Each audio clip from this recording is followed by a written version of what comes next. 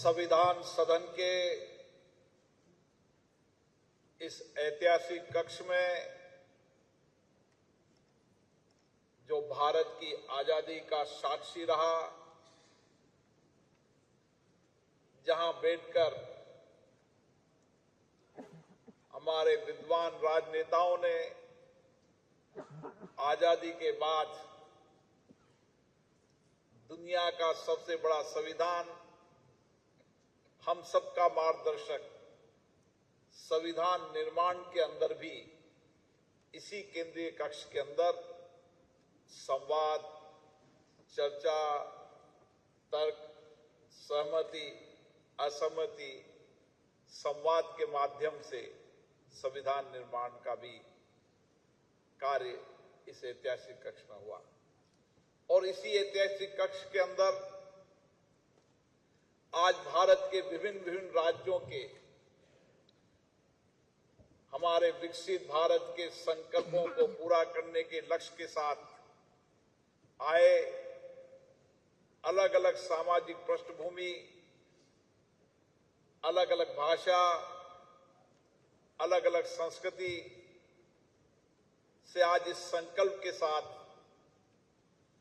कि हमारी जिम्मेदारी है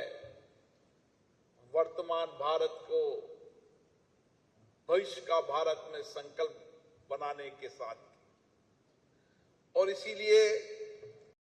पांड्या जी को धन्यवाद देता हूं जिन्होंने सारे देश के युवाओं को एक सकारात्मक दिशा की ओर, सकारात्मक विचार के साथ कैसे हम विकसित भारत के संकल्प को पूरा कर सकते हैं, इसके लिए युवा संसद के माध्यम से तर्क संवाद की संस्कृति को बढ़ाने का एक कार्यक्रम आयोजित किया। और निश्चित रूप से आज 50 लाख से ज्यादा युवा संसद से जुड़े, अलग अलग राज्यों के अंदर युवाओं ने उस राज्य के विकसित और विकसित के साथ भारत विकसित के सपनों को साकार करने के लिए अपने विचार रखे, दृष्टिकोण रखे, और किस तरीके से सकारात्मक योगदान भारत के युवाओं का हो सकता है, भागीदारी हो सकती है, इसके लिए ये युवा संसद विशेष रूप से नई दिशा, नया दृष्टिकोण देगी। मुझे खुशी है कि आप सब लोग चर्चा, संवाद के साथ लोकतंत्र में अधिकतम भागीदारी हो, विशेष रूप से युवाओं जन की भागीदारी हो, इसके लिए अलग अलग राज्यों के अंदर आपने प्रतियोगिता के माध्यम से आपका चयन युवा सांसद के रूप में हुआ है। भारत का लोकतांत्रिक इतिहास दुनिया के लिए अद्वितीय है। दुनिया की सबसे बड़ी आबादी, अलग अलग विविधताएं, अलग अलग भौगोलिक स्थिति, उसके बाद भी आजादी के बाद दुनिया का सबसे बड़ा लोकतंत्र, और उस लोकतंत्र के अंदर लगातार जनभागीदारी बढ़ना, ये भारत की लोकतांत्रिक यात्रा का ऐतिहासिक पड़ाव 75 साल हमने पूरा किया है। लोकतंत्र हमारे कार्य संस्कृति में रहा, लोकतंत्र हमेशा हमारे विचारों में रहा। आजादी के पहले भी भारत में अलग अलग सभ्यता के समय सभा समितियों और अन्य माध्यमों से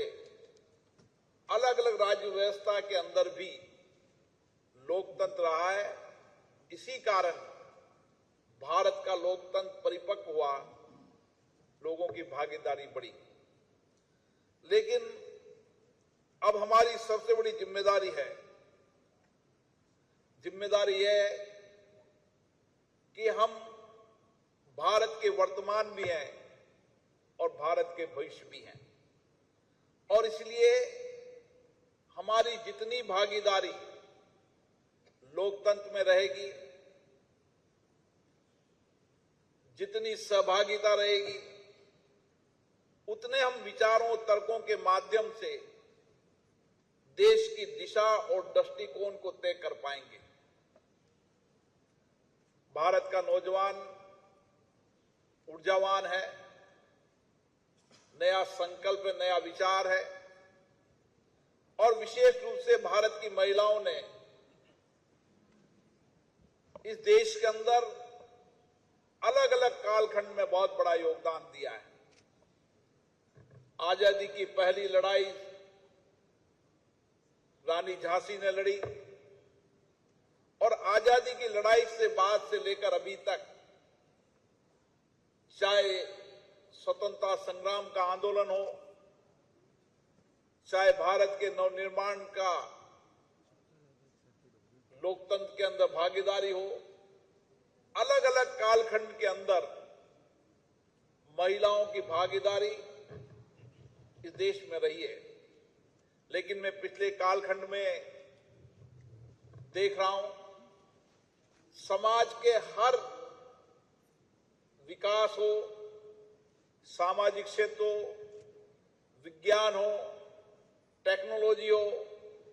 देश की सीमाओं पर रक्षा करने का हो, किसान खेत खलियान हो, फाइटर प्लेन के रूप में हो, तमाम क्षेत्र के अंदर आज महिलाओं की भागीदारी बढ़ी है। इस 25 साल के अंदर मैं देख रहा हूं कि लगातार इस महिलाओं की भागीदारी से, चाहे प्रशासनिक सेवा के अंदर हो, चाहे विज्ञान के अंदर, टेक्नोलॉजी, डॉक्टर, इंजीनियर, कोई क्षेत्र नहीं है जिस क्षेत्र के अंदर इस 25 साल के अंदर हमारी महिलाओं की भागीदारी तेजी से बढ़ी है। और आज तो हर कई क्षेत्र के अंदर तो महिलाएं हर प्रतियोगिता परीक्षा के अंदर भी पुरुषों से आगे बढ़ रही है, बराबर की भागीदारी बढ़ रही है। और यही हमारे लोकतंत्र के अंदर जब संविधान बना था, ये अपेक्षा की थी कि समाज के सबकी भागीदारी हो, और इसीलिए संविधान बनते समय दुनिया के अंदर भारत का ही संविधान था जिसमें सबको मत का अधिकार दिया था। कई देश हमारे पहले, कई हमारे बाद भी आजाद हुए,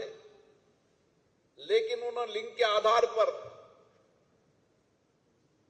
मतों का अधिकार नहीं दिया था। भारत का संविधान हमेशा समता, न्याय, बंधुता, समान अवसर का संविधान है, और इसीलिए आज हमारी भागीदारी और बढ़े, देश के युवाओं का संकल्प, विचार सशक्त हो। और आपकी बड़ी जिम्मेदारी है वर्तमान समय के अंदर भी, भविष्य में भी भारत को सशक्त भी बनाना है, भारत को अर्थव्यवस्था के रूप में मजबूत करना है, भारत के इनोवेशन के आधार पर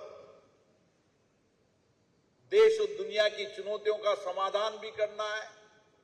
सामाजिक, आर्थिक, विज्ञान, टेक्नोलॉजी, हर क्षेत्र में आज भारत बढ़ रहा है। अभी कुछ दिन पहले जब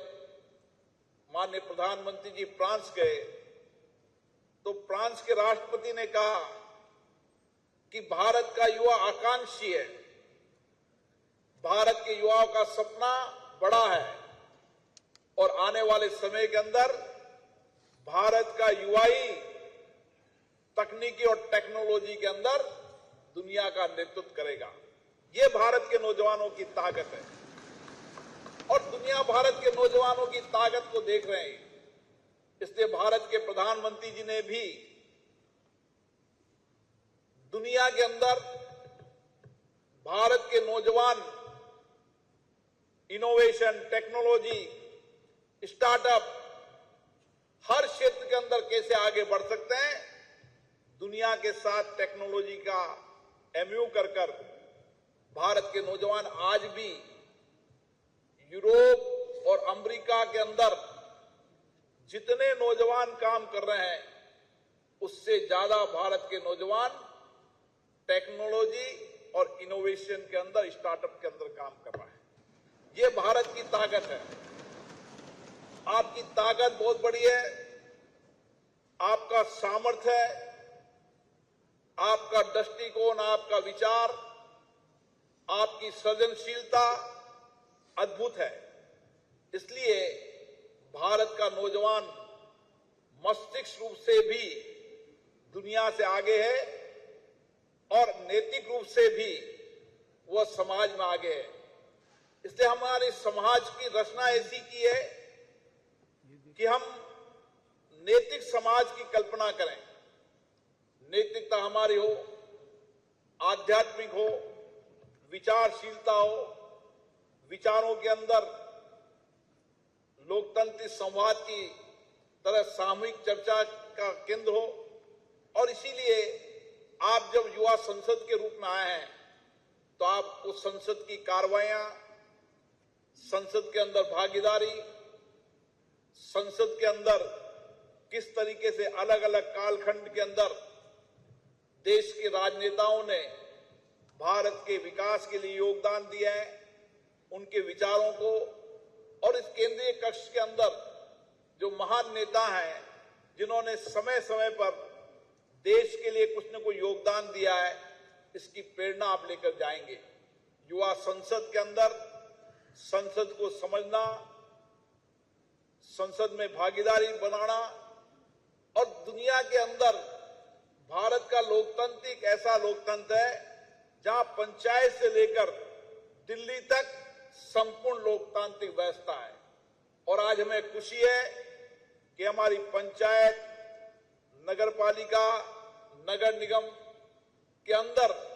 33% महिलाएं नेतृत्व कर रही है। कई राज्यों में 50% नेतृत्व कर रही है। और आने वाले समय के अंदर नए संसद भवन के अंदर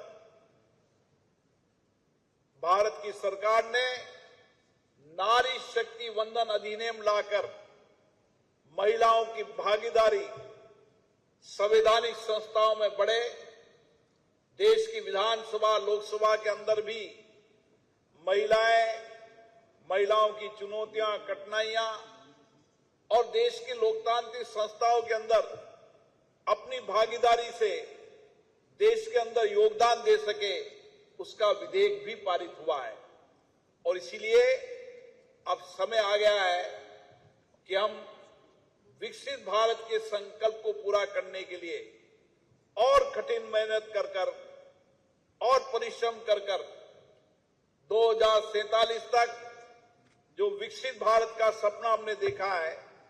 उस सपने को पूरा करने की जिम्मेदारी भारत के नौजवानों की है। उसकी जिम्मेदारी आपकी है। आपसे प्रेरणा लेकर इस केंद्रीय कक्ष से जब आप जाएं, अलग अलग राज्यों के अंदर युवाओं के नैतिक साहस के साथ, युवाओं में आकांक्षी युवाओं के अंदर नेतृत्व क्षमता को डेवलप करना, उनकी भागीदारी बढ़ाना, देश और राष्ट्र के अंदर योगदान देना और किस तरीके से हम भारत को बदल सकते हैं, उसमें अपने दृष्टिकोण, विचार रखकर और कड़ी मेहनत कर और समर्पण के साथ और सेवा के साथ इस भारत को बढ़ाने में योगदान दें। मैं पुनः देश भर के आए सभी नौजवानों को बहुत बहुत बधाई देता हूं, शुभकामनाएं देता हूं आप इस केंद्रीय कक्ष से नए संकल्प के साथ नए सपने देखकर विकसित भारत के बनाने का सपना पूरा करेंगे। आप सबको बहुत बहुत